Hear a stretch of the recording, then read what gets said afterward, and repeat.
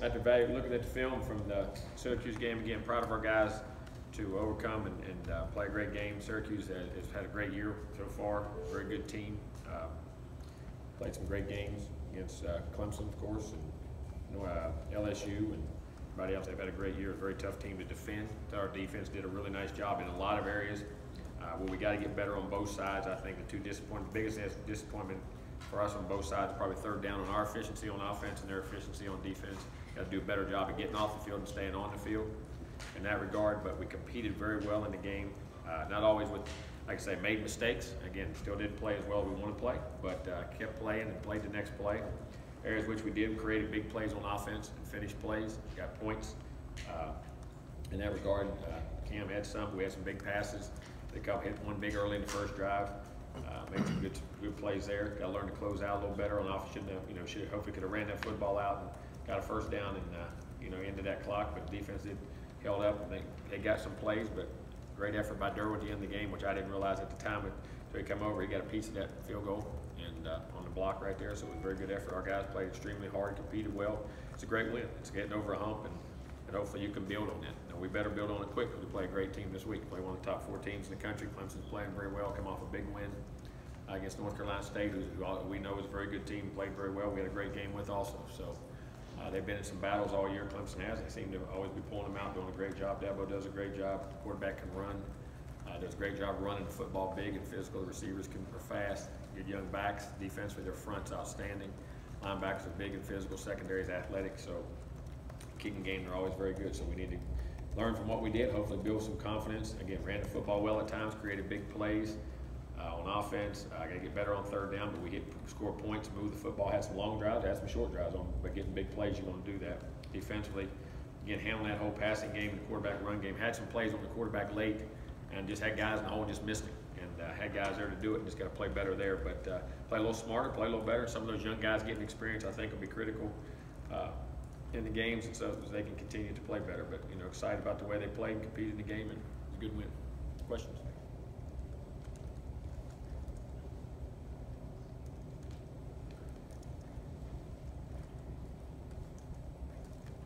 Jimbo, looking at the film, how did Hamza grade out? Because he played the majority of the game. Played solidly. Had a couple. I made some real nice tackles.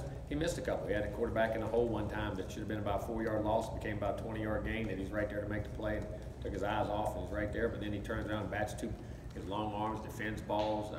Made a great play down there to knock the ball out. Tried to throw it back in bounds.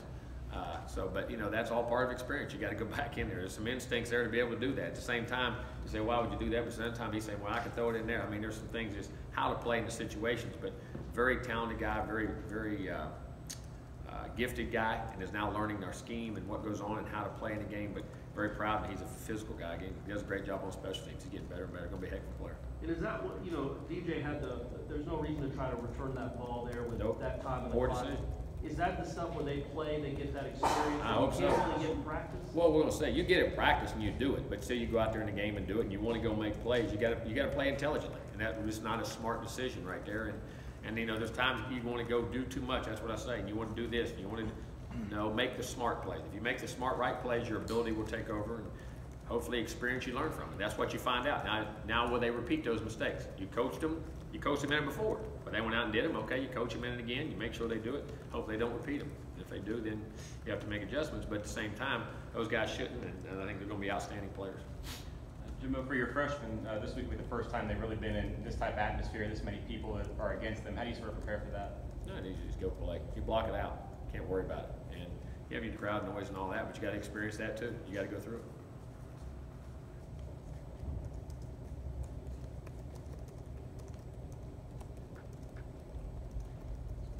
Jimbo, Clemson's pass rush, their sack numbers are obviously really impressive. Got 33 sacks. How do is it mostly the front four, or do they bring pressure? They bring pressure, but they're front four. A lot of us are front four. I mean, they got great inside push guys. Wilkins and Lawrence are both excellent. And Wilkins go in and out. Farrell and Bryant and all those guys are all natural pass rushers. They're really good guys. They'll be high draft pick guys, and then they bring pressure with it. So it's a mixture. You guys have had a lot of great games with Clemson in your tenure here. Yeah, I've just been watching them all. I've been phenomenal ones. High scoring ones, low scoring ones. I mean, we've won some shootouts, 49-38. We won 51 something, and then 23-17, 23-13, 16. I mean, there's been some phenomenal games. You know, going on that theme, can you kind of elaborate on, you know, how this rivalry has helped shape the rise of the ACC and, you know, what Clemson's rise has meant to the conference as a whole? Oh, I think it has. I think their rises came from their commitment to football. I think they've been committed, but their administration's done a tremendous job of spending and doing and building, and not just building, but all the things behind the scenes to do it. I know their AD very well, and he's done a great job, and Dabo's done a great job. Their vision to do things, and then they got good players, they got great tradition. I think us and them have, in the beginning, have pushed that, but now this league has become Miami so great. You see NC State playing so well. Virginia Tech has had great tradition. Pitt and all those guys, all those people are doing a great job. Louisville, I mean, you just go down Georgia Tech. I mean, you go through the history of it up and down, and our league gets better and better, and Clemson has been a huge part. Right now, they've done a great job. Jimbo, Derek Kelly got a little banged up. Is he going to be able to come back this week? We'll wait and see. I'm not going to talk personnel or injuries till I know more about it. We'll see. Yeah, I guess all it just was a game time decision, just wasn't ready to go because it looked like he warmed up. You wasn't ready to go.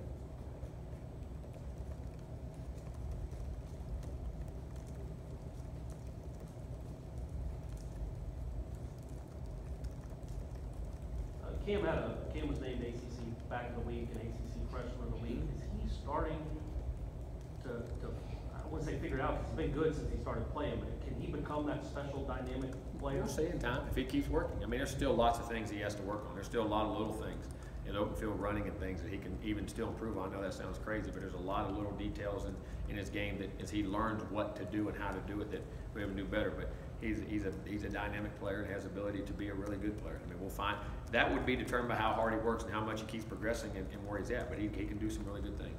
Do refs just not see horse collars? I don't know. I don't know if it is or not. I mean, Does he have to be brought down? Is that I'm not sure exactly. We're going to get an interpretation. And I ask those things all the time, exactly how you call them. So I don't know if it is or not. Coach, that was actually going to be my question too on the horse collar. It seems like that's a play that's been coming up through the past few years, and it hasn't been called historically. Is that something that maybe you'd like to see referees take a bigger look at moving forward? What they call is what we'll go by. That's out of my control. I mean, you're talking to the wrong guy. You have to ask them how they're going to call it or what they're going to call. I mean, I don't know if it is or not. I'm not saying they were right or wrong. So if they call it, they call it. If they don't, they don't. I guess shifting gears, Josh Sweat seems to be performing at a really high level middle of the season. What have you kind of seen from him as far as like Consistency and understanding what the scheme is, and doing a great job in the run. I mean, that's where I mean, pass rush, you got some scheme, you got some pressures and things, but he's done a great job in the run, especially how we had him playing. His strength and power allows him to do that. Derek Nottie also did a great job inside in that regard. You saw Derwin in the game. I thought Derwin was outstanding in a lot of areas in that game. So some of those guys have played, but Josh is really evolving into a really good player. I mean, complete player, and understanding his role and how to play consistent every week, how to prepare, what he's got to do weekly to be in position to, you know, mentally, physically to make the plays he has to make. Jimbo, you were real happy, obviously, with the third and long conversions. They had a lot of them in the last game. After looking at the film, some tendencies, some things you saw you could fix? Just breakdown. Guys should have had to have some good calls. We physically missed some things, and then they made a couple good throws and a couple good catches. And I mean, you're in position to make plays, and you got to make plays. The ball's there, and you're in man under, or now throwing a comeback route underneath. It should never get there. I mean, so technique. We have to do a better job of making sure we teach them exactly how we want the technique, and then how they got to apply it. And you know, you can't give up the inside. When you're in man under, you can't give up an inside route, and you got to block that off. So we got to help them in technique, how to get them lined up, and make sure they do that. And in the same sense, offensively, what are some things that are kind of hindering you guys from staying on the field on third down? Well, I mean, third down, we had a couple protection breakdowns, had a couple route breakdowns. Guys didn't run the right route. James could have had one or two, and then we had a couple short yardages. We missed a block. We didn't block down with a receiver on a sweep that we should have had. Would have had one, and then fumble snap at the end. You know, we didn't get up, and he's got to get up under there. That's a combination of both. A sneak, when they get wedged down in there, is one of the hardest things to execute, believe that or not. Getting the snap and getting up in there because of the leverage the center has to get and use a quarterback got to get down. So just all those fundamental things. I mean, like I said, for 3 games before that, we were doing pretty well. We just got to go back and make sure we're executing what we call, and hopefully we get some of these older wideouts back and techniques and things we can do. It'll help us out. All right, we'll go to the phone. Chris, go ahead. Hey Jimbo, how you doing? Hey Chris, how are you, buddy? I'm doing great. I was watching the game on Saturday, and there's a fact that I found out, one of the statistics, that we haven't scored a touchdown in the third quarter. Why is that? What's been the issue in third quarter not getting a touchdown? I guess they've been stopped. I guess they got a wall up down there. No, I don't know. He's got to convert coming out. We've hit some. I don't know if that's true or not. I don't know if that was true. Huh. I didn't realize that as much as you said. We might have got some field goals, got some nice drives to start the half. Got to score a touchdown. Just got to finish, make some halftime adjustments, and then go out and execute. And talk about Kelly Bryant. What type of quarterback is he? Is he better than Deshaun Watson last year, or they both play Well, good for him? hold on. You can say he's better than Deshaun Watson now. That's a big statement. But at the same time, he's unbelievably productive. I mean, this guy has made a lot of runs at the end of that game. He's their leading rusher. He's 220 pounds. He's 6'4", like a big tailback. And he's making throws, he's making plays, and he's leading them to win. So, in essence, when you say better than Deshaun Watson, he's doing the same thing. His record's the same. And as a quarterback, that's one of the things you count on. Guys making plays, doing things. And I know that's big praise, but this guy's a heck of a football player. Thanks, Jimbo. Good luck. Thank you. Jimbo, looking back, I know when DeAndre went down, obviously, the hope is everybody picks their game up and you move on. But looking back, do you feel like it took this team a while to just kind of recover emotionally from losing? I don't just think it's that. I think we played good teams. I think you had a young quarterback, and I think you had receivers go down. I mean, you had when Auden Tate going down in that second game, he's having a game of his career. And we're driving, moving the football like crazy, and all of a sudden you lose him. Keith Gavin hadn't played very much, so you got those guys in deal. And defensively, you start, hopefully you can step up and do some things. Then your young backs are learning. Patrick's the first time he's a starter. Then you lose Dickerson. You lose 2 or 3 of your backup linemen. It's not an excuse, but I mean that chemistry and that tenacity right there, where you're going with the ball, what you can do, what they can do compared to what James could do at that time. But we had opportunities, and that's where you hoped as a team that you could get the one more stop or the one more play. So it's all a combination of everything. Jim, on that same token, how beneficial would it have been to play a game in between Alabama? I think it's been very beneficial. I think because you gain confidence, you gain numbers, that's what I keep saying is the big thing is, and I know it's hard to, if people don't believe this, but at the same time, when you go win a couple games early and all of a sudden you get on the field and you win, and you start to feel better about yourself, it allows you to have confidence, and a lot of times that's what carries you through. And confidence is a very critical thing. So that could have been. We don't know. You really don't know because you never had it. So you can't say that for sure, but that's one of the reasons you like to play those kind of games right there. Hopefully that you can have success in, but that doesn't guarantee it either. You still got to go out and play. And you've been coaching against Dabo now for I guess 8 years. Y'all both been in the league at the same time. When did you see the Clemson program starting to rise to this? Did you see it coming? Oh, they always had good players. I mean, you go back and look. They were supposed to beat us in 10. They had it. They had the great. And then we won 11. They slipped. But 12, they were coming in. They had everybody back. And then we won 49-38. And then 13, we hit it. 14, they hit it. Now 15 was a possession game up there, which is a great game. I just got down and watched. We missed. If you think about it, we missed a 4th and 1, a 3rd and 1, a 4th and 1. Then they got away with score 16-13 with 6 minutes to go in the game. And then last year 37-34. Back and forth in the shootout and what we were doing. But I've known that. And the last 3, but their commitment, I mean, building facilities, building things they've done, the commitment to coaches and Dabo and getting his players. I mean, he's done a great job. He's a great coach. He adjusts and he's done things. And they've added to the program. They've created the surrounding things around and the commitment they've had. And they're taking off. And they've always had great tradition. So, I mean, I've felt this all along. Even when we were winning those games, they were a tremendous program. We were just fortunate enough to make the one more play. And then lately, the last 2 years, they've made the one more play. So, I mean, it's kind of nip and tuck, but they've done a great job in their commitment to things and their investment. Jimbo, you said on that last play, Derwin got a piece of the block on the field goal. Matthew Thomas, first field goal attempt, got a block. Just on the 2 blocks, something you guys saw in film to take advantage, or? No, something we work on every day. I mean, we were always trying to punts. I think we blocked 2 punts now, and that's 2 field goals we've gotten a hand on.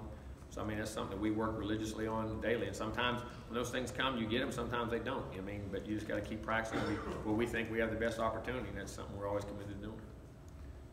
For your guys, especially some of the seniors, is this game, could it be an opportunity for them to show that they're still capable of coming together and being the team that they expected to be? I don't know about that. I think not just the seniors. I think in general, and you better because you're playing a great team and they're on field. You better be ready to play a great game, not just so that you got to compete, and there's a lot on the line as far as what we have for pride and the things that go on, and how you want to be perceived yourself of any time you play, how hard you play, how well you play, and you want to improve your stock, in your history of what you provide for the young players here as an example of how to compete and do things well.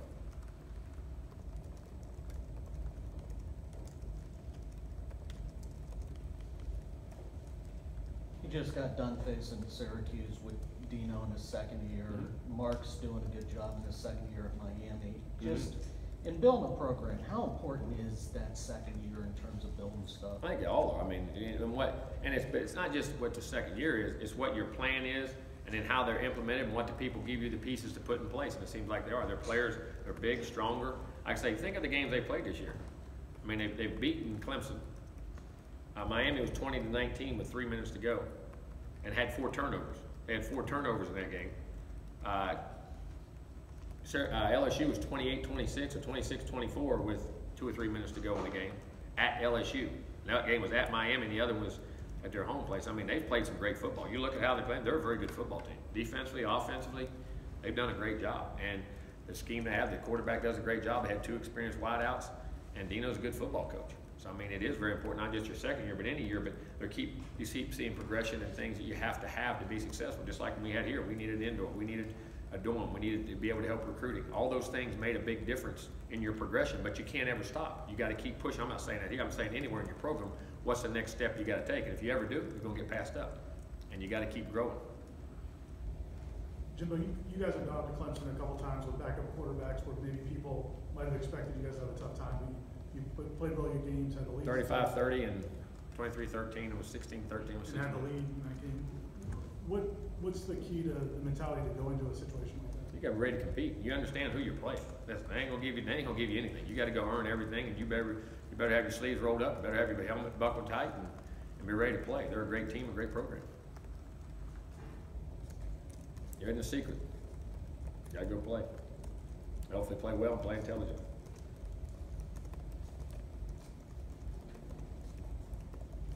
Kind of off topic a little bit. Did you see what Jalen and AJ Green got into yesterday? And did he bring that to the practice field when he was here?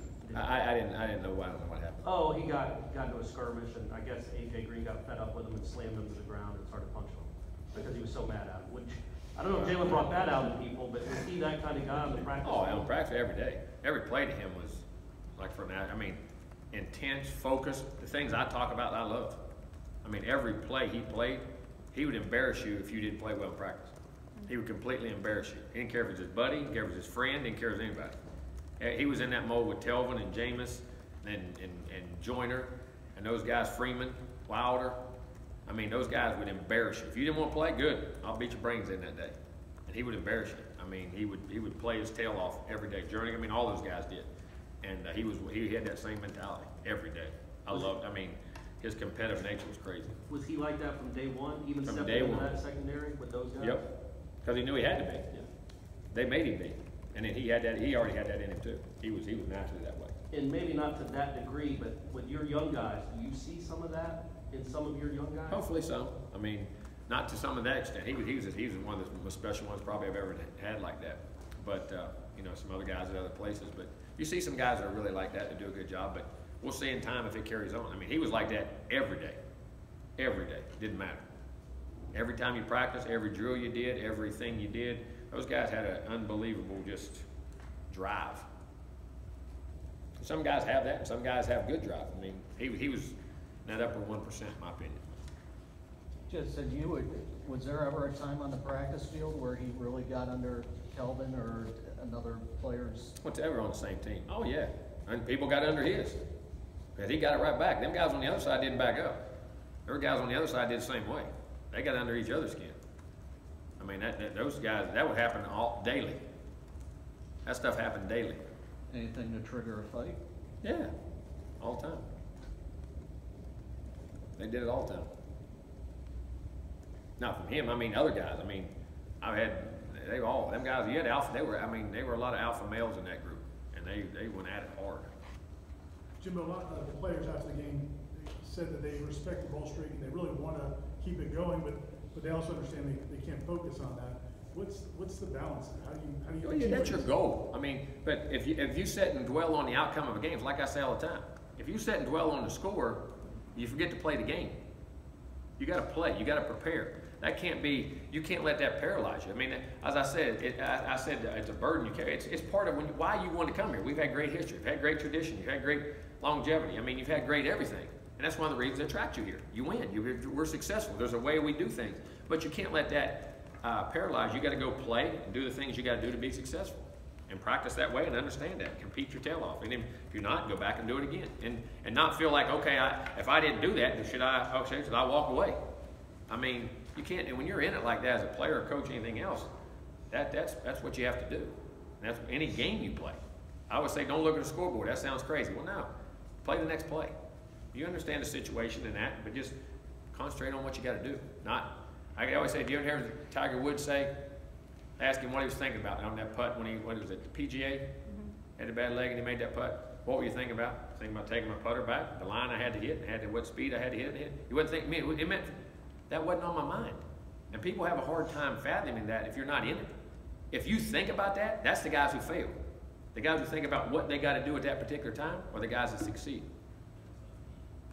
Jim, I know you're a big advocate of having a football-only complex. What are some other commitments that you would like to see the program kind of make? Well, it's in the time to get into all that, but I mean, you have to do that. I mean, for development and commitment to things you have. And those things are a major, major deal. Is unfortunately in this business, when you get into the facilities business, you're never out of it. You're never out of development. Your company can never quit growing. Whether it's that or behind the scenes things, support staff, all that can never happen. It can never go away. If it does, people fly by you like crazy. And there's numerous examples across this country. And if you don't understand that, you're missing the boat. Now, it all has to be relative to what you can do, when you can do it, and everything else. But at the same time, if you don't, it can pass you by very, very quickly. Anything else for Coach? All right, thank you. Thank you. Thank you.